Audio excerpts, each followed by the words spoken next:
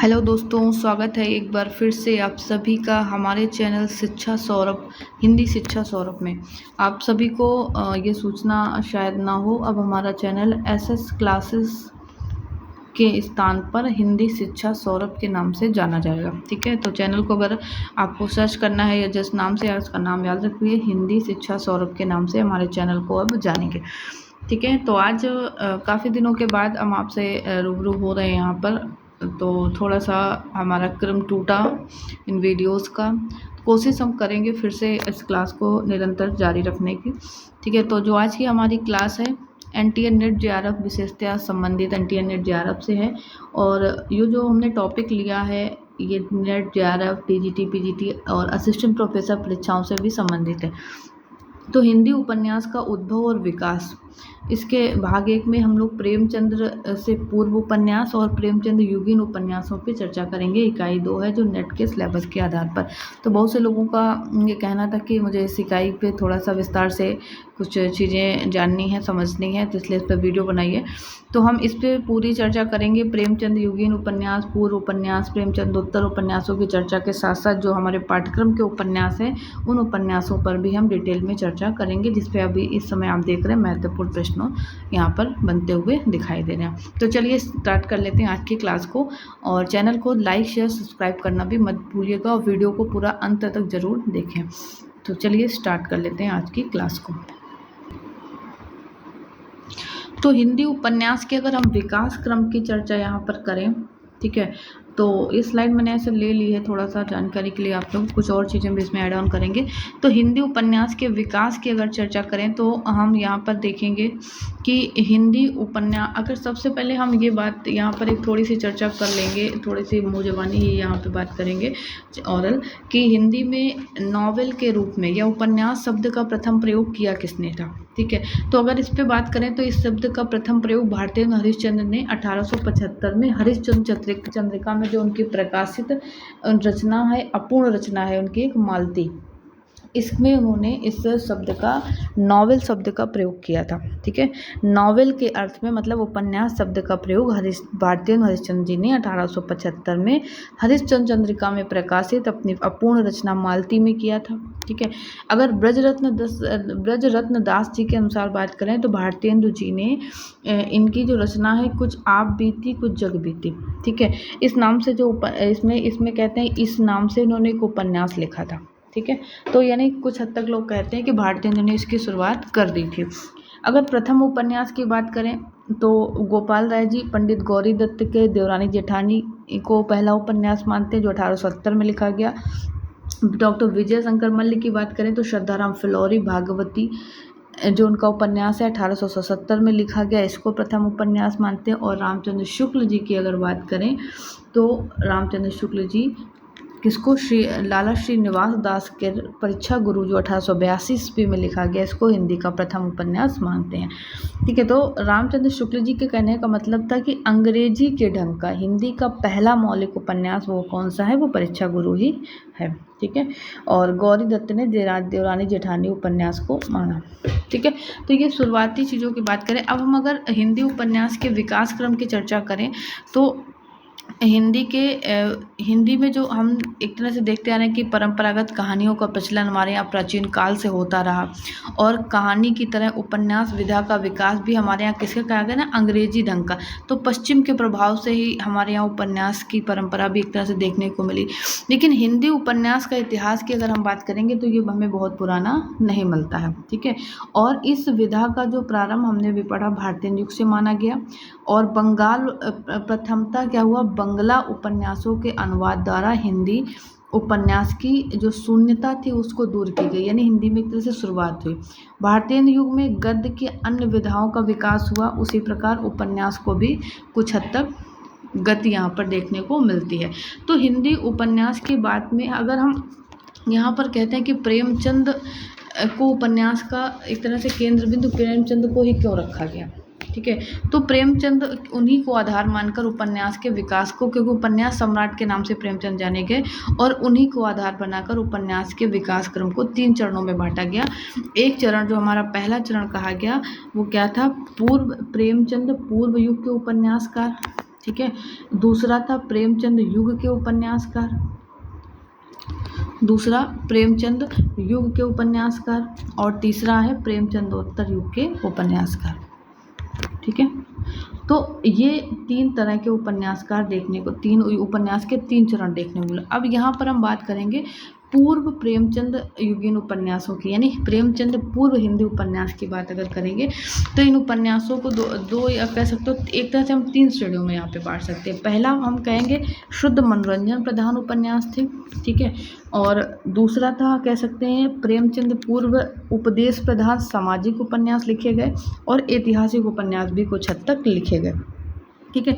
अब अभी इनमें हम आगे और भी डिटेल में चर्चा करेंगे कि शुद्ध मनोरंजन प्रधान उपन्यास की अगर हम यहाँ पर चर्चा करें, ठीक है, तो शुद्ध और उपदेश प्रधान उपन्यासों की अगर बात करें, ठीक है, तो प्रेमचंद, अगर इसके पहले हम बात करेंगे पूर्व प्रेमचंद युग के जो उपन्यास हैं साहित्य में उनकी प्रवृत्तियों की अगर बात कर लेते हैं, तो इस काल के जो उपन्यास हुए, ठीक है, उनकी प्रवृत्तियां क्या थी, तो हम उसमें सामान्यतः 2 प्रवृत्तियां देखते हैं, ठीक है। कौन कौन सी?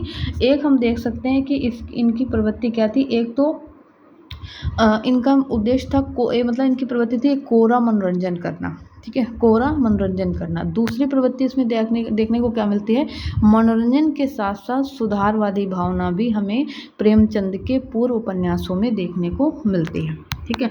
और उद्देश्य अगर विशेषताओं की बात करें तो इन यानी पूर्व प्रेमचंद युग के उपन्यासों की जो प्रमुख और सामान्य विशेषता कहती है कि वो घटना प्रधान होते थे, ठीक है। कैसे होते थे? घटना प्रधान, यानी उपन्यास घटना चमत्कार का प्रदर्शन कर या तो मात्र मनोरंजन करना चाहते थे या कोई उपदेश देना चाहते थे, ठीक है।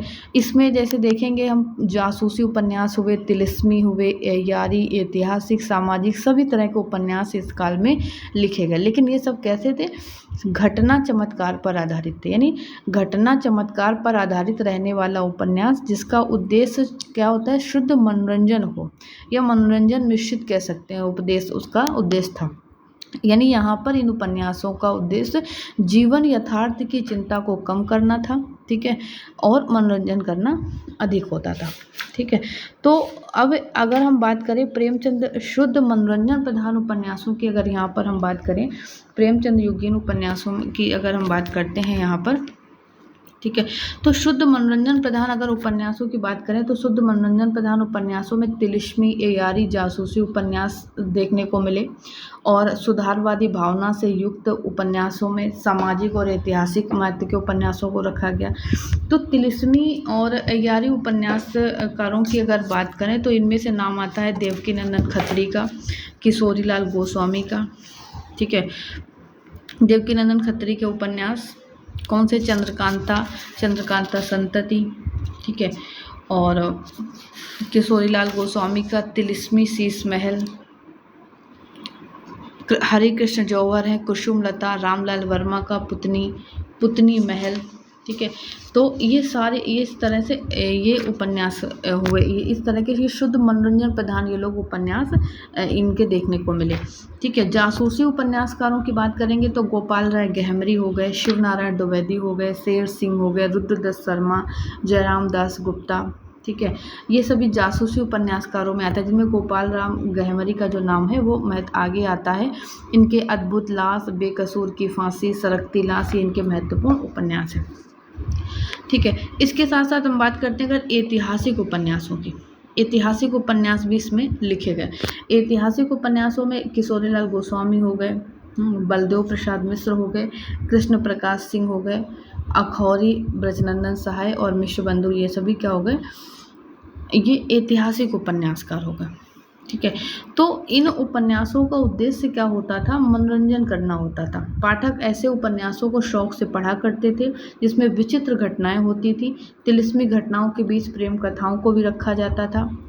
अनोखे प्रेमियों के अद्भुत कारनामों की दिलचस्प कहानी दिखाई जाती थी। कौतूहलों से भरे रहते थे उपन्यास। तिलिस्मी उपन्यासों की बात करें तो 2-3 कथाएं एक की गुत्थियों को एक साथ दिखाया जाता था, उनमें रोचकता होती थी, ठीक है।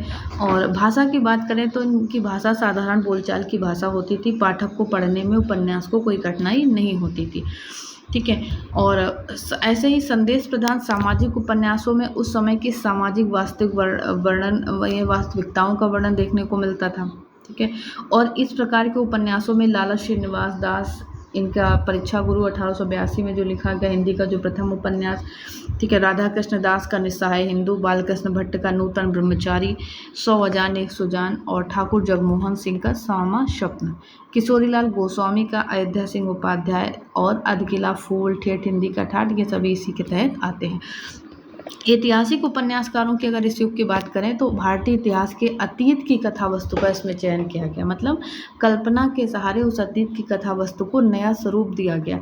इन उपन्यासकारों में नाम आता है किशोरीलाल गोस्वामी का, जिनके हृदय हारिणी, आदर्श रमणी, तारा, रजिया बेगम, गंगा प्रसाद गुप्त, पृथ्वीराज चौहान, श्याम सुंदर वैद्य, पंजाब पतन, इनके आदि मुख्य महत्वपूर्ण उपन्यास हैं। तो पूर्व प्रेमचंद युग के उपन्यासों में क्या है, एक तरह से अगर बात करें तो आदर्शवाद के साथ साथ भावुकता तथा भारतीय आदर्श को प्रस्तुत किया गया। ठीक है। भाषा की दृष्टि से अगर जो हम प्रौढ़ता क्या कह सकते हैं, प्रेमचंद के उपन्यासों में देख सकते हैं, ठीक है, वो हम पूर्व प्रेमचंद के उपन्यासों में हमें देखने को नहीं मिला। ठीक है। तो प्रेमचंद इन उपन्यासों में समाज मतलब इस तरह की भाषा देखने को नहीं मिली। आगे प्रेमचंद युगीन उपन्यास में क्या देखने को मिला कि भाषा में परिवर्तन हुआ, यानी भाषा और परिपक्व होकर आई। ठीक है। और एक बात और हुई प्रेमचंद पूर्व उपन्यासों में कि हिंदी के पहले उपन्यास की भी हमने यहाँ पर चर्चा कर ली। ठीक है। पूर्व प्रेमचंद उपन्यास कौन थे, तो इनमें से आपको जो भी याद रखनी है, लाला श्रीनिवास दास के महत्वपूर्ण जो निबंध हैं, ठाकुर जगमोहन सिंह का श्यामा स्वप्न महत्वपूर्ण ये उपन्यासों में आता है। ठीक है। और जो गेटे के फास्टे से प्रभावित था, श्याम सुंदर दास और इसके बाद बालकृष्ण भट्ट के नूतन ब्रह्मचारी, 100 अजान एक सुजान, ठीक है, ये इनके महत्वपूर्ण उपन्यास हैं। और गौरी दत्त शर्मा का देवरानी जेठानी, ठीक है, कार्तिक प्रसाद खत्री का प्रमिला, दलित कुसुम, रोशन आरा, प्रताप नारायण मिश्र, राज सिंह इंदिरा, राधा रानी, राधाचरण गोस्वामी का विधवा विपत्ति, सौदामिनी, विरजा, अनुदूति, ये सभी महत्वपूर्ण जो नाम हैं, इन सभी की रचनाएं भी आपके लिए महत्वपूर्ण है। अब हम बात करें अगर प्रेमचंद युगीन उपन्यासों की बात अगर यहाँ पर करें तो हिंदी उपन्यास के क्षेत्र में अगर हम बात करें प्रेमचंद युगीन उपन्यासों की अगर चर्चा करें तो एक नए युग की सूत्रपात हम यहाँ पर नए युग का देख सकते हैं। इस युग के उपन्यासों की महत्वपूर्ण विशेषता क्या थी, यथार्थ को प्रस्तुत करना। स्वयं प्रेमचंद पहले क्या थे, आदर्शवादी उपन्यासों की उन्होंने रचना करी, लेकिन बाद में वो किस तरह के उपन्यासों की रचना करने लगे, यानी वो भी यथार्थवादी उपन्यासों की रचना करने लगे। ठीक है। तो प्रेमचंद उपन्यासों की युग के उपन्यासों की शुरुआत कहाँ से होती है, सेवा सदन जो प्रेमचंद का उपन्यास है 1918 से होता है। ठीक है। और इस उपन्यास में समाज की समस्या को दिखाया गया, सामाजिक अत्याचार में पीड़ित नारी समाज के पतन को भी इसमें दिखाया गया और वेश्यावृत्ति में सुधार की समस्या का विश्लेषण किया गया। तो उसके बाद अभी जैसे हमने कहा कि जो तिलिस्मी और इसके पूर्व के जो उपन्यास थे उनका मतलब यथार्थ को दर्शाना नहीं था, किसी समस्या का नहीं था, उसका मतलब सिर्फ क्या था, मनोरंजन करना होता था। ठीक है। लेकिन यहाँ पर आकर के प्रेमचंद युगीन उपन्यासों में सामाजिक कुरीतियों, राष्ट्रीय भावनाओं, ग्रामीण जीवन की समस्याओं, मजदूर, किसान, नेता, उपदेशक सभी का यथार्थ वर्णन इस काल में देखने को मिला। ठीक है। और उपन्यास को पढ़ने में इस काल में भी पाठक को कोई बाधा नहीं होती थी, बोलचाल की भाषा का प्रयोग होता था, मुहावरों और कहावतों का प्रयोग होता था। ठीक है। तो प्रेमचंद के महत्वपूर्ण उपन्यासों की अगर हम यहाँ पर बात करें तो प्रेमा 1907, सेवा सदन 1918, वरदान 1920, प्रेमाश्रम 1922, रंगभूमि 1925, कायाकल्प 1926, निर्मला 1927 और गबन 1931, कर्मभूमि 1932 और गोदान इनका अंतिम पूर्ण उपन्यास है, 1936 में लिखा गया और मंगलसूत्र अधूरा था जो 1948 में लिखा गया था। ठीक है। तो प्रेमचंद युग के अन्य अगर उपन्यासकारों की हम यहाँ पर बात करेंगे तो उसमें नाम आता है विश्व इनकी पांडे बेचन शर्मा उग्र जी का, बुधवा की बेटी शराबी, चतुर्सेन शास्त्री की हृदय की प्यास, अमर अभिलाषा, बहते आंसू, सियाराम शरण गुप्त का गोद, अंतिम आकांक्षा। जयशंकर प्रसाद का भी नाम आता है इसमें। कंकाल नाम का उपन्यास 1930 में लिखा, तितली 1934 में और इरावती 1936 में।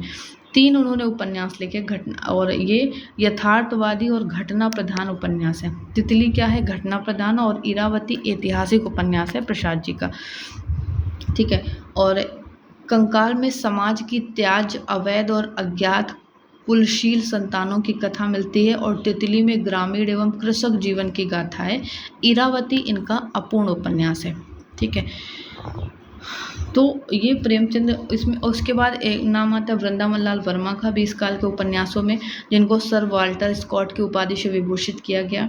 इनके उपन्यास है गढ़ कुठार 1924, लगन, कुंडली चक्र, विराटा की पद्मिनी 1936, जो हमारे असिस्टेंट प्रोफेसर के सिलेबस में भी है, झांसी की रानी 1946, माधव जी सिंधिया, मृगनयनी, टूटे कांटे, महारानी दुर्गावती, ठीक है, इत्यादि इनके महत्वपूर्ण उपन्यास हैं, और ये ऐतिहासिक उपन्यासों के लिए जाने जाते हैं, ठीक है। उसके बाद विशंबरनाथ शर्मा कौशिक का भी नाम आता है प्रेमचंद युग के उपन्यासकारों में। माँ 1929 एक इनका उच्च कोटि का सामाजिक उपन्यास है। भिखारणी 1929 में लिखा एक इनका उपन्यास है, जो अंतरजातीय विवाह की समस्या पर आधारित है। और संघर्ष 1945 उपन्यास आर्थिक वैषम्य के कारण प्रेम की असफलता का उपन्यास इनका देखने को मिलता है। सियाराम शरण गुप्त के विगोद, अंतिम आकांक्षा, ये सभी उपन्यास है जो गांधीवादी दर्शन पर आधारित है, सामाजिक उपन्यास है। फिर राधिका रमन प्रसाद सिंह का भी नाम आता है, राम रहीम सामाजिक उपन्यास है। सावनी समा, पुरुष और नारी, चुम्बन और चाटा, पूरब और पश्चिम, ठीक है। निराला जी के भी इसी में नाम आता है। अप्सरा 1931, अलका 1933, प्रभावती 36, निरूपमा 1936, कुल्ली भाट, बिल्लेसुर बकरिया, चोटी की पकड़, काले कारनामे, ये सभी इनके महत्वपूर्ण उपन्यास हैं। और चमेली और इंदुलेखा निराला जी के इनका पूर्ण उपन्यास है चमेली, और इंदुलेखा निराला रचनावली भाग 4 में भी ये देखने को मिलता है, ठीक है। तो इनके जो उपन्यास है स्वच्छंदतावादी पद्धति पर आधारित है। फिर प्रतापनाथ श्रीवास्तव का भी नाम आता है इसमें। विदा, विजय इनके उपन्यास है। शिवपूजन सहाय का देहाती दुनिया, ठीक है, महत्वपूर्ण उपन्यास है। बेचन शर्मा उग्र का बुधवा की बेटी, शराबी, जुहू, ठीक है, ये सभी इनके ऊपर। भगवती चरण वर्मा का चित्रलेखा, भगवती प्रसाद वाजपेयी का अनाथ पत्नी, त्यागमयी, राहुल शंकरत्यायन का सोने की ढाल, विस्मृति के गर्भ से। तो ये सभी तमाम महत्वपूर्ण उपन्यासकार ये प्रेमचंद युग के उपन्यासकार हैं, जो कि महत्वपूर्ण अपनी जिनका एक महत्वपूर्ण हिंदी साहित्य में या उपन्यास के क्षेत्र में स्थान है। तो इस तरह से हिंदी उपन्यास के उद्भव और विकास के भाग 1 में हमने प्रेमचंद पूर्व उपन्यास और प्रेमचंद युगीन उपन्यासों पर चर्चा करी। अगली क्लास में हम लोग प्रेमचंदोत्तर युगीन उपन्यासों की बात करेंगे, और इनमें से विस्तार से हम लोग मनोवैज्ञानिक, आंचलिक, ठीक है, और सभी तरह के उपन्यासों की चर्चा यहाँ पर हम लोग करेंगे। तो मिलते हैं फिर एक नए वीडियो के साथ। तो बने रहिए हमारे चैनल के साथ, और चैनल को सब्सक्राइब करना भी मत भूलिए, लाइक शेयर भी कीजिएगा। Thank you.